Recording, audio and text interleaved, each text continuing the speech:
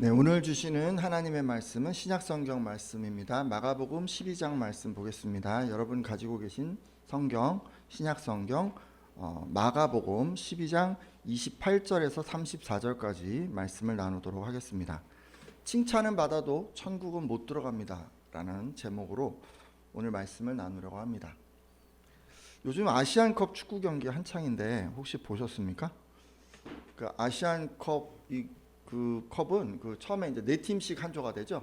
A, B, C, D, E, F까지 6조로 나눠서 이제 조별리그를 하고 그 후에는 이제 순위별로 16개 팀을 선정해서 토너먼트로 게임을 진행합니다.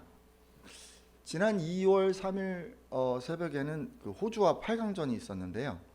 전반전에 실점하고 계속 끌려가더니 한국이 후반 추가 시간 손흥민이 얻어낸 이 페널티킥을 황희찬이 성공시켜서 1대1로 승부를 원점으로 되돌렸고, 연장 전반 14분쯤에는 황희찬이 또 얻은 프리킥을 손흥민이 킥으로 성공시켜서 1대2로 역전했습니다. 극적으로 4강행 티켓을 따낸 거죠. 호주 팀이 진짜 키가 크더라고요. 이렇게 저도 봤는데 이게 키가 한 2m 되는 분들이 계세요. 그래갖고 이렇게 축구 선수들이 딱 섰는데 그 사람밖에 안 보여. 이렇게 딱 보면. 그리고 그럴 정도로 체격도 좋고 체력도 좋고 또 수비도 탄탄하고 골을 계속 못 넣는 거예요. 그래서 이제 지는 줄만 알았는데 아무튼 끝까지 포기하지 않고 최선을 다해서 결국 이제 이렇게 역전승으로 게임을 이기게 됐습니다. 한국 선수들이 참 자랑스러운 것 같아요. 다음 경기는 언제 있죠? 화요일 날 2월 7일 화요일 밤 수요일로 넘어가는 그 시간쯤에 요르단이랑 이제 4강전이죠 이게, 그죠? 4강전 치르게 되는데 잘 싸워서 결승전에 꼭 올랐으면 좋겠습니다. 우승까지 그럼 몇 게임 남았나요? 2게임 남았죠. 요르단하고 이기면 이제 결승 가는 거고, 그리고 이제 결승전에 누구랑 하는지 지금 제가 잘 모르겠는데 아무튼 여기 2게임을 연거푸 이기면 이제 우승이 되는 거죠. 처음에는 뭐 조별리그 할 때는 사실 별로 관심이 없었어요. 뭐 어떻게든 이기지 않을까 뭐 그랬는데 뭐 또 잘 이게 저희가 뭐 실력은 좋다고 하지만 뭐 아시안 이 컵에서 뭐 제대로 우승한 적도 없고 해서 뭐 할 수 있을까 이런 이제 생각도 했었거든요. 근데 이제 게임이 이제 점점 진행이 되는 거예요. 이제 결승으로 가까이 이제 가니까 우승에 대한 기대감이 자꾸 생기는 것 같습니다. 그러니까 승리가 자꾸 이렇게 쌓여갈수록 한국 대표팀이 이제 우승에서 멀지 않았구나 이렇게 이제 생각이 되는 것입니다. 근데 신앙생활도 이제 이런 것 같아요. 처음 교회 나올 때보다는 예수를 믿고 세례를 받고 직분을 받고 신앙연수가 들어갈수록 하나님 나라 들어갈 것에 대한 기대감이 자꾸만 생겨납니다. 그리고 이제 우리 삶을 봐도 뭐 순종의 열매도 있고 뭐 죄에서 승리한 어떤 경험 이런 게 자꾸 쌓여갈수록 이제 나도 하나님 나라에서 멀지 않았다라는 생각을 하게 됩니다. 이런 얘기 들으면 정말 기분 좋을 것 같죠? 옆에 분들한테 이렇게 한번 얘기해 보세요. 성도님은 하나님 나라에서 멀지 않으시네요. 한번 해보실까요? 시작. 성도님은 하나님 나라에서 멀지 않으시네요. 이게 뭐예요? 멀지 않다는 게 가까이 갔다는 거죠. 이제 곧 들어갈 것 같이 뭔가 하나님 나라에 들어갈 자격을 이미 풍성하게 가지고 있어서 뭐 좀만 더 하면 이제 들어간다 뭐 이런 거 아니겠습니까? 멀지 않다. 근데 성경에 이런 칭찬받은 사람이 있었어요. 예수님께서 그 사람이 바르게 신앙생활하는 걸 보시고 내가 하나님 나라에서 멀지 않았다라고 칭찬을 해 주신 것입니다. 누가 이런 칭찬 받았을까요? 오늘 말씀을 통해서 한번 확인해 보려고 하는데 마가복음 12장 28절 말씀이에요. 한번 같이 읽어볼까요? 서기관 중 한 사람이, 같이 읽습니다. 시작. 서기관 중 한 사람이 그들이 변론하는 것을 듣고 알고 나와 모든 계명 중에 첫째가 무엇이니까. 아멘. 자, 지난 시간 설교에서 예수님께서는 부활이 없다 주장하는 사두개파 사람들에게 그들이 성경과 하나님의 능력을 알지 못해서 마지막 나라에 하나님 나라에 들어가서도 결혼이 있을 거라고 오해했다. 이제 이렇게 하시면서 하나님은 죽은 자의 하나님이 아니요 산 자의 하나님이시라는 것을 알려주셨다고 했습니다. 근데 이제 그거를 옆에서 사람들이 다 지켜보고 있었겠죠. 근데 이제 지켜보고 있던 사람 중에 이제 어떤 한 사람이 예수님께서 대답을 굉장히 명쾌하게 딱 해주시는 거예요. 그걸 보고는 이제 자기가 궁금했던 거를 이제 묻기 시작합니다. 그 질문이 뭐였냐면 모든 계명 중에 제일 중요한 것이 어느 계명입니까? 라는 것이었습니다. 여러분 당시 유대인들이 몇 10계명 하면 우리가 그 10개잖아요. 근데 이제 그거 말고도 모세가 또 얘기한 계명들이 이제 쭉 있는데 이제 이거 뭐 그들이 또 이제 중요하게 생각해서 이제 맞는 것도 있고 해서 한 몇 개 정도 됐을 거 같으세요? 혹시 아시는 분 계세요? 그들이 지켰던 율법의 개수 잘 모르세요? 613개래요. 근데 이들이 뭐 인체와 뭐 연관지어서 248개가 있고 하루에 한 개씩 365개가 있어서 합하면 613이 된대요. 외우기 쉽죠? 248에다가 365 더하면 됩니다. 그래서 613개의 규정이 있어요. 굉장히 많은 거죠. 여러분 놀라지도 않으시네요. 뭐 이거 외우기도 힘들 것 같아요. 뭐가 있는지도 잘 모를 것 같아요. 10계명도 잘 못 외우는 판국에 지금 613개를 이제 어떻게 다 알아야 되니까. 근데 이게 지키기가 쉽지가 않은 거예요, 사실. 뭐 엄청 뭐가 많은 거예요. 뭐 어디 가면 뭐 하고 하지 말아야 되고 이제. 그러니까 당시 종교 지도자들이 이 많은 규정들 가운데 어떤 것이 가장 근본적이고 어떤 건 좀 부수적인 건가 약간 이렇게 좀 구별을 하기 시작했어요. 제일 중요한 건 또 뭔가 이런 어떤 얘기도 하기 시작했어요. 근데 당시 이걸로 이제 서로 간에 굉장히 논쟁이 있었는데 이 지금 질문을 한 이 서기관은 이제 이런 상황에서 본인도 너무 궁금한 그 내용을 지금 예수님에게 질문한 것으로 보입니다. 자, 그러면 예수님은 뭐라고 대답해 주셨을까요? 마가복음 12장 29절에서 31절까지 말씀인데 예수께서 대답하시되 한번 읽겠습니다. 시작. 예수께서 대답하시되 첫째는 이것이니 이스라엘아 들으라 주 곧 우리 하나님은 유일한 주시라 내 마음을 다하고 목숨을 다하고 뜻을 다하고 힘을 다하여 주 너의 하나님을 사랑하라 하신 것이요 둘째는 이것이니 내 이웃을 내 자신과 같이 사랑하라 하신 것이라 이보다 더 큰 계명이 없느니라. 아멘. 예수님이 이렇게 얘기해 주셨네요. 첫째가 되는 가장 중요한 계명은 우리 주 하나님은 단 한 분밖에 없는 주이시다라는 것입니다 라고 이렇게 얘기를 해 주셨어요.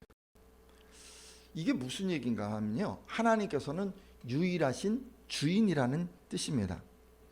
이게요 아주 신앙의 기초가 되는, 어떻게 보면 신앙의 가장 첫 단추 같은 그런 말씀이에요. 기초인 만큼 이게 어떤 의미일까를 조금 더 생각해 보려고 합니다. 자, 고린도전서 8장 5절에서 6절 상반절인데 제가 읽겠습니다. 비록 하늘에나 땅에나 신이라 불리는 자가 있어 많은 신과 많은 주가 있으나 그러나 우리에게는 한 하나님 곧 아버지가 계시니 만물이 그에게서 났고 우리도 그를 위하여 있고. 아멘. 자, 이 말씀에 의하면 우리 하나님은 유일한 주이시다라는 이런 말씀은 세상에 많은 신과 많은 주인이 있다고 하더라도 하나님 아버지께서 우리를 지으셨기 때문에 하나님께서 우리와 만물의 진정한 주인이며 우리는 그분을 위해서 존재한다는 것입니다. 여러분, 만물이 그에게서 났고 우리가 누구를 위해 있다고요? 우리가 그를 위하여 있고. 우리의 존재는 어디에서 찾을 수 있습니까? 우리는 왜 존재하는 겁니까? 나를 위해서? 아니요, 그거는 우리끼리 생각이고 성경은 뭐라 그러냐면 우리 각 사람은 하나님을 위하여 있는 것이라고 가르쳐 주시면 우리가 그분을 위해 존재한다는 것이죠. 하나님을 위해 존재한다는 말은 좀 다른 말로 좀 바꿔서 좀 쉽게 생각해 보면 하나님을 기쁘시게 하는 게 우리의 존재의 목적이라는 거예요. 하나님을 위해서 우리가 있는 거니까 우리는 뭘 해야 되는 거예요? 그분을 기쁘시게 해야 되는 거예요. 하나님을 기쁘시게 하는 것이 사람 인생의 목적이라는 것입니다. 이 말씀에 아멘이십니까? 자, 그렇다면요, 나의 진정한 주인은 하나님이시고 나는 그분을 위해 존재한다라는 사실을 깨달은 이 사람은 어떻게 살아갈 거예요? 내 인생은 내 것이 아니니까 주인이신 하나님을 위해서 살지 않을까요? 이런 고백을 한 고백의 부분이 있는데 한번 보겠습니다. 로마서 14장 7절에서 8절까지 말씀인데 이 부분도 제가 읽습니다. 우리 중에 누구든지 자기를 위하여 사는 자가 없고 자기를 위하여 죽는 자도 없도다. 우리가 살아도 주를 위하여 살고 죽어도 주를 위하여 죽나니 그러므로 사나 죽으나 우리가 주의 것이로다. 아멘. 우리가 누구의 것이라고요? 주의 것이다. 주의 것이다라고 얘기합니다. 지금 바울 사도가 로마 교회 성도들에게 편지를 보냈는데 우리 가운데는 자기만을 위해 사는 사람도 없고 자기만을 위해 죽는 사람도 없습니다. 우리는 살아도 주님을 위해 살고 죽어도 주님을 위해 죽습니다. 그러므로 사나 죽으나 우리는 주님의 것입니다라고 교훈을 했습니다. 우리의 주인은 내가 아니라는 그 얘기를 지금 바울 사도도 얘기하고 있어요. 우리의 주인은 하나님이시기 때문에 이제는 자기를 위해서 사는 것이 아니라 하나님을 위해서 살고 만일 죽는다 하더라도 하나님을 위해서 죽어야 한다고 그렇게까지 말씀하고 있습니다. 뭘 하든지 우리 인생은 누구 거라고요? 하나님의 것이기 때문에. 하나님의 것이기 때문에. 그래서 우리가 뭘 하든지 하나님을 생각하고 뭘 하든지 하나님을 위해서 그렇게 해야 한다라고 이야기하고 있죠. 자, 그렇다면 하나님께서 유일하신 주인이시다는 이 말씀은 우리는 하나님의 소유이기 때문에 하나님의 기쁨을 위해 존재하고 또한 하나님의 목적을 위해 살아가야 한다는 뜻임을 알 수가 있습니다. 굉장히 쉽죠. 좀 너무 넋이 나간 표정으로 지금 듣고 계셔서 제가 너무 설교를 잘하는 것 같은 느낌이 들어요. 지금 여러분들이 막 다 알고 있는 내용 아닌가요?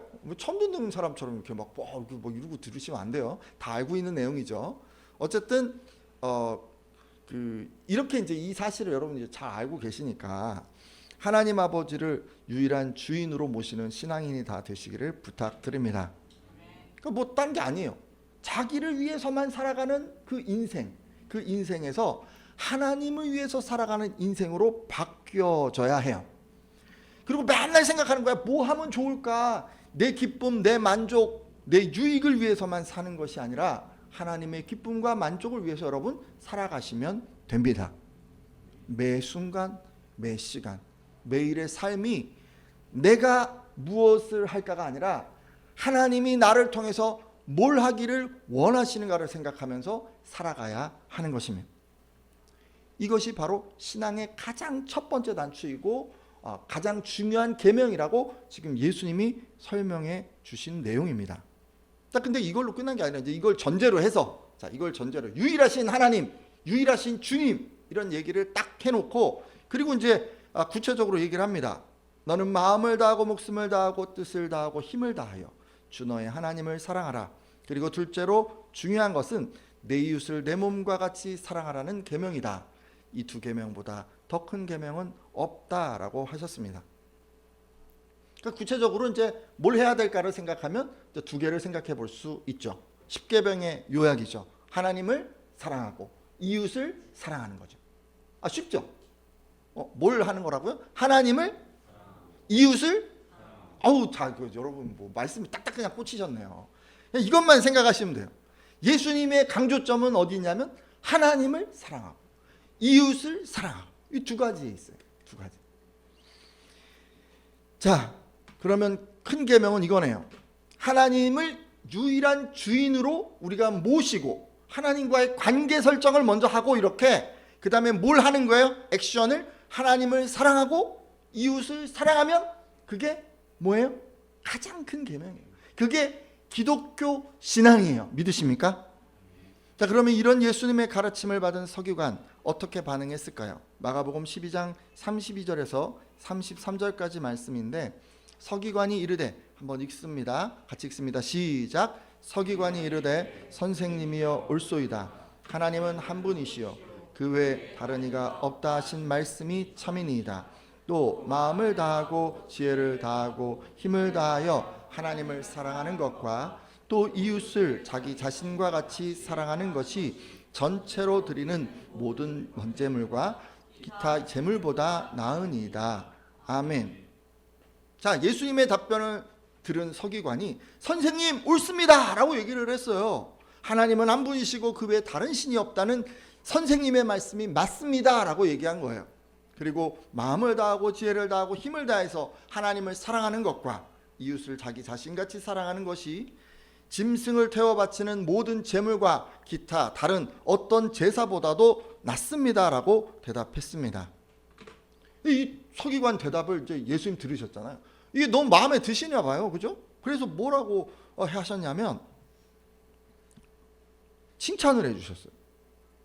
한번 볼까요? 마가복음 12장 34절입니다. 예수께서 같이 읽습니다. 시작. 예수께서 그가 지혜 있게 대답함을 보시고 이르시되 내가 하나님의 나라에서 멀지 않도다 하시니 그 후에 감히 묻는 자가 없더라. 아멘. 자, 예수님이 이렇게 칭찬해 주셨어요. 지혜롭게 잘 대답하는 것을 보시고 내가 하나님의 나라에서 멀지 않도다라고 말씀해 주셨어요. 서기관이 예수님의 가르침에 정말 막 동의하고 막 그러니까 이제 그런 태도로 칭찬해 주신 거예요. 오늘 함께한 예배자들도 예수님의 가르침을 들으실 때 서기관처럼 선생님 말씀이 옳습니다 라고 이렇게 동의하시기를 부탁드립니다. 우리 어떤 식으로 이제 이게 표현할 수 있냐면 누가 얘기할 때 뭐 부모님이 얘기하고 뭐 누가 얘기하고 뭐 얘기를 해주잖아요. 그 말이 옳은 것 같아요라고 한번 딱 얘기해 보는 거예요. 그러면 상대방이 어떻게 기분이 엄청 좋겠죠. 뭐 나를 위해서 뭔가 이렇게 던졌는데 얘기를 해줬는데 그거에 대해서 이제 반응을 굉장히 진심으로 담아서 한 거예요. 선생님 말씀이 옳습니다라고 말이죠. 말씀을 들을 땐 여러분 어떻게 표현합니까? 예를 들어서 설교를 들을 때 여러분 어떻게 합니까? 옳습니다라는 표현이 뭐죠? 아멘이라고 하시죠. 그죠? 뭐라고 한번 해볼까? 여러분도 말씀을 들을 때 아멘 하시기를 부탁드립니다. 아멘. 이렇게 이제 하면 이게 뭐냐면 저도 좋지만 이제 하나님께서 저를 대신해서 이제 말씀을 이렇게 주셨잖아요. 그죠? 제가 이제 대신하는 거잖아요. 제 얘기하는 게 아니라. 그럼 이제 여러분들이 아멘 하면 이게 뭐하고 똑같으냐면 서기관이 예수님한테 옳습니다 라고 얘기해서 칭찬받은 거하고 비슷한 거예요. 이게 지금. 그러니까 여러분도 아멘 많이 하십시오. 근데 이게 지금 축구 경기 말이에요. 예? 우승에 가까이 가긴 했어요. 그죠? 우승이 멀지 않았어요. 근데 우승한 거 아니잖아. 우승한 건 아니잖아. 그러니까 하나님 나라에 지금 들어간 게 아니에요. 하나님 나라에 가까웠다라고는 얘기가 지금 하나님 나라에 들어갈 수 있다는 얘기도 아닌 것 같아요. 서기관이 지금까지 태도는 진짜 칭찬받을 만해요. 적극적으로 하나님의 가르침에 동의하니까 그가 칭찬받은 거예요. 하지만 현재 그 모습만으로는 하나님 나라에 들어갈 수가 없는 거예요. 어디까지 간 거예요? 어디까지? 하나님 나라 근처까지 간 거예요. 근처까지. 아직 못 들어갔잖아요. 뭐가 모자랄까요? 기본적으로 예수님을 구주로 영접하지 않았으니까 이게 이제 가장 핵심적으로 모자라는 거죠. 그죠? 그거 안 되면 지금 하나님 나라 못 들어가잖아요. 근데요, 그거 말고 조금 더 제가 얘기를 해보려고 해요. 기본은 예수 그리스도를 영접하지 않은 거예요. 자, 그런데 서기관의 모습 속에서 그가 그리스도를 영접하지 못하게 만드는 또는 그가 예수님에게 칭찬받지 못하게 만드는 게 조금 보여서 그걸 좀 나누려고 합니다. 서기관에게 뭐가 부족했는지 알아보기 위해서 잠시 오늘 말씀을 다시 보려고 합니다. 앞서 예수님의 가르침은 구약의 말씀을 인용한 것입니다. 어떤 말씀이냐면 신명기 6장 4절에서 5절인데요. 뒤에 나오나요? 같이 한번 읽어주세요. 시작. 이스라엘아 들으라. 우리 하나님 여호와는 오직 유일한 여호와시니 너는 마음을 다하고 뜻을 다하고 힘을 다하여 내 하나님 여호와를 사랑하라. 아멘. 여기서는 뭘 다하라고요? 마음과 뜻과 힘을 다해 하나님을 사랑하라 라고 했습니다. 뭘 다해요? 마음과 뜻과 힘. 예수님은 이 말씀을 어떻게 인용하셨을까요? 마가복음 12장 30절인데 자, 한번 읽어보겠습니다. 그 부분. 내 마음을 시작. 내 마음을 다하고 목숨을 다하고 뜻을 다하고 힘을 다하여 너의 하나님을 사랑하라 하신 것이요. 아멘. 자, 여기 보면 뭐예요? 4개가 됐어요. 3개가. 마음과 뜻과 힘이었는데 뭐가 하나 붙었어요? 목숨을 다하라고 하셨어요. 이것만 보면요, 원문에다가 뭘 하나 덧붙인 것처럼 보여. 목숨 하나 붙인 것처럼 보여. 근데 사실 그게 아니에요. 내용적으로 보면. 이게 지금 언어가 바뀌었어요. 히브리 언어에서 헬라어로 바뀌었어요. 그러면서 히브리 언어에 담겨있는 뜻을 헬라어로 충분히 설명을 할 수가 없게 된 거예요. 그래서 뜻이라고 하는 단어, 그 단어를 좀 더 구체적으로 자세히 설명하기 위해서 두 단어로 설명을 한 거예요. 히브리어 뜻을 헬라어 뜻과 목숨이라고 하는 두 개의 단어로 설명을 해 주신 거예요. 이해가 되시죠? 그러니까 어쩌면 예수님의 가르침은 이거예요. 신명기, 그 히브리어로 된 신명기의 가르침을 헬라어판으로 해석해 주신 거로 볼 수 있어요. 믿으십니까? 이해하기 쉽게, 알아듣기 쉽게 그렇게 가르쳐 주신 것이죠. 자, 그러면 이 얘기를 들은 서기관은 예수님의 가르침을 어떻게 받아들였을까요? 마가복음 12장 33절 상반절입니다. 같이 한번 읽습니다. 또 마음을 다하고, 시작. 또 마음을 다하고 지혜를 다하고 힘을 다하여 하나님을 사랑하는 것과. 아멘. 서기관은요, 그런 거 같아요. 예수님이 이제 가르침이 있는데 4개 얘기했잖아요. 그 중에서 마음과 힘을 인정을 해요. 마음과 힘을. 그런데 목숨과 뜻을 생략해 버렸어요. 그리고 대신에 뭘 넣었어요? 지혜를 넣었어요. 지혜. 자기 마음에 드는 거는 놔두고 받아들이기 힘든 거는 바꿔버렸어요. 잠시 표를 보겠습니다. 원문은 물론 히브리어긴 하지만 마음과 힘과 뜻이라고 되어 있어요. 그런데 예수님이 이거를 헬라어로 번역해서 얘기를 해주시면서 부족한 부분을 조금 보완해서 뜻에다가 목숨이라고 하는 것을 조금 더 보완해서 의미를 확실하게 가르쳐 주셨어요. 그런데 서기관은 그 얘기를 듣고 어떻게 했습니까?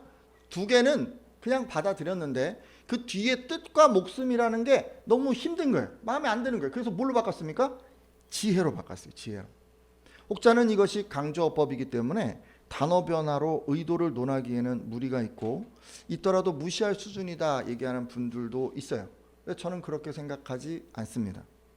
저는 이런 미세한 어떤 변화에서 성경을 대하는 이 서기관의 태도를 엿볼 수가 있는 것 같습니다. 표현의 차이를 통해서 우리는 몇 가지를 좀 얘기해 볼 수 있어요. 일단 앞서 제가 그랬죠. 예수님은 성경을 알기 쉽게 가르쳐주는 분이십니다.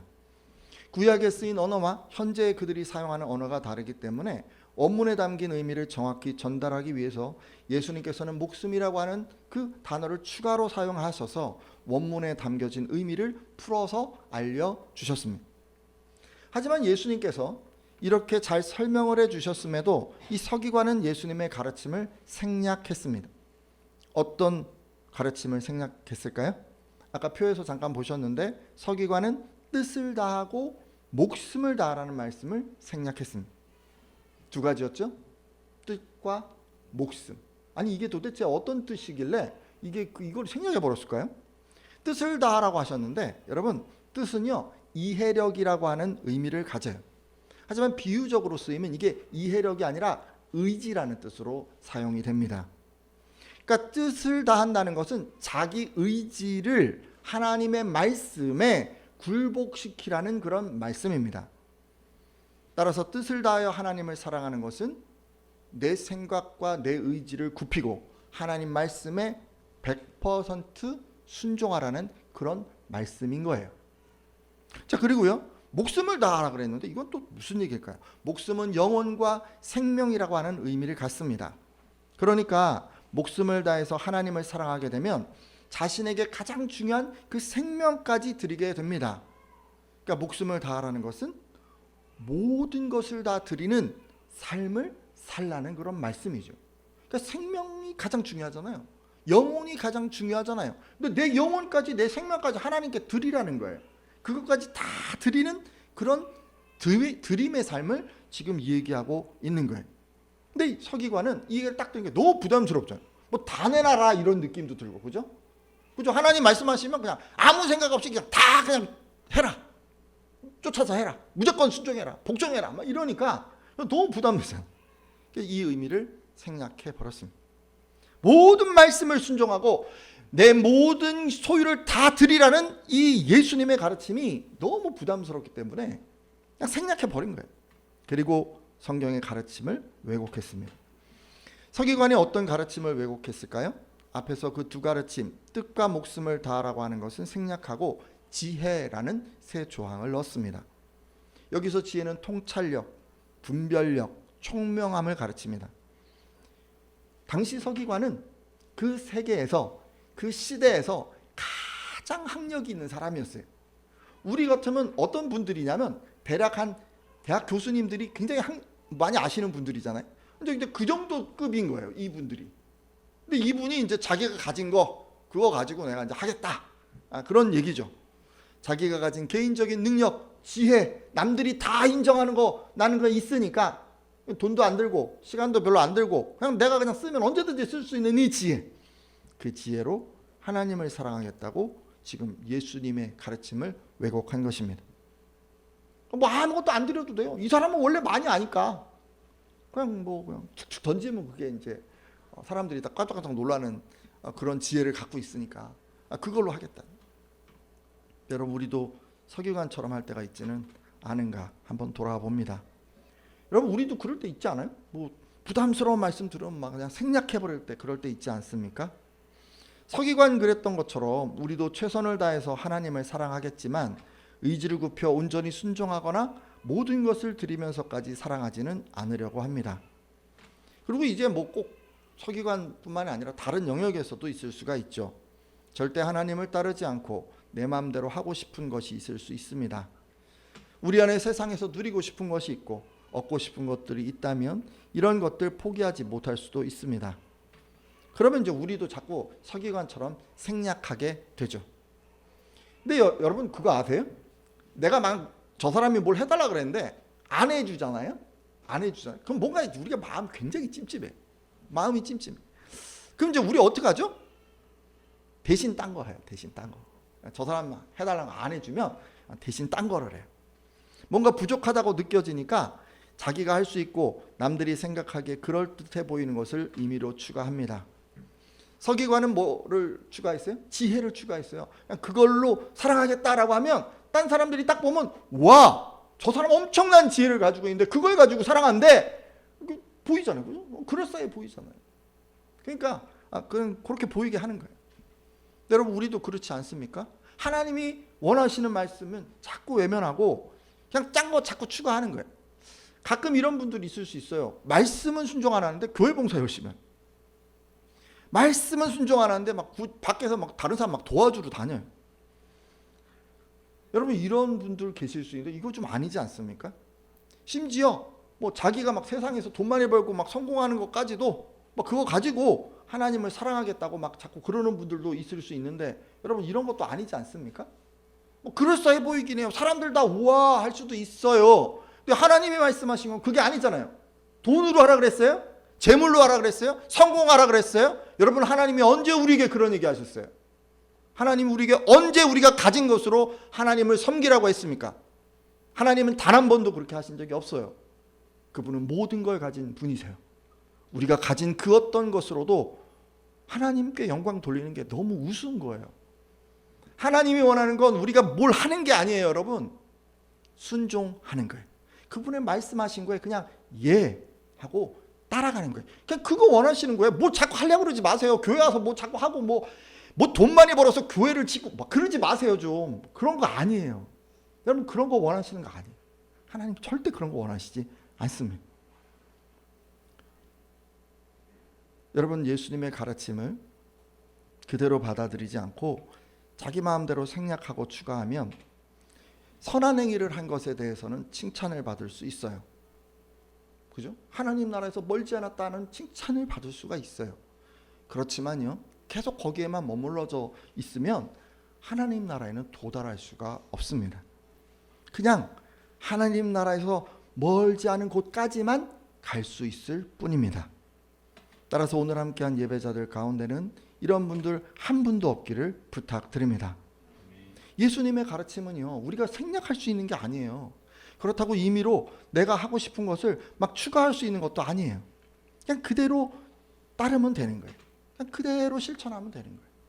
옳습니다 하고 막 딴 생각하고 딴 거 붙이고 그러지 마세요. 이 서기관처럼 앞에서는 옳습니다 그래 놓고 뒤에서는 뭐 딴 거 하지 마세요. 제발 그러지 마세요.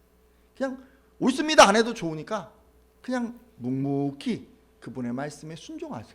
그게 예수님이 원하시는 바른 신앙의 태도입니다. 이제 말씀을 맺고 기도하려고 합니다. 예수님께서는 서기관에게 가장 큰 계명은 하나님을 유일하신 주인으로 모시는 것이라고 하셨습니다. 혹시 그간요 우리가 하나님을 주인으로 인정하지 않고 자기가 주인이었던 분들 계시다면 돌이켜 주시고, 이후로는 하나님을 주인으로 모시겠다고, 그래서 그분을 기쁘시게 하고 나를 향하신 목적을 이루며 살겠다고 이렇게 한번 결단해 주십시오. 자, 그리고요 또 이런 말씀도 드렸어요. 가장 큰 계명은 마음과 목숨과 뜻과 힘을 다하여 하나님을 사랑하고 이웃을 자기 몸과 같이 사랑하는 것이라고 말씀드렸습니다. 하지만 이런 가르침을 받고도 서기관은 예수님의 가르침을 그대로 받아들이지 않고 자기 마음대로 생략하고 추가했죠. 혹시 예배자들 가운데 예수님의 그 가르침에는 동의하지만 부담스러운 말씀을 축소하고 생략하며 임의로 추가했던 분 계시다면 돌이켜 주십시오. 그리고 이후로는 예수님의 명령을 그대로 실천하겠다고 이렇게 마음에 한번 결단해 주십시오.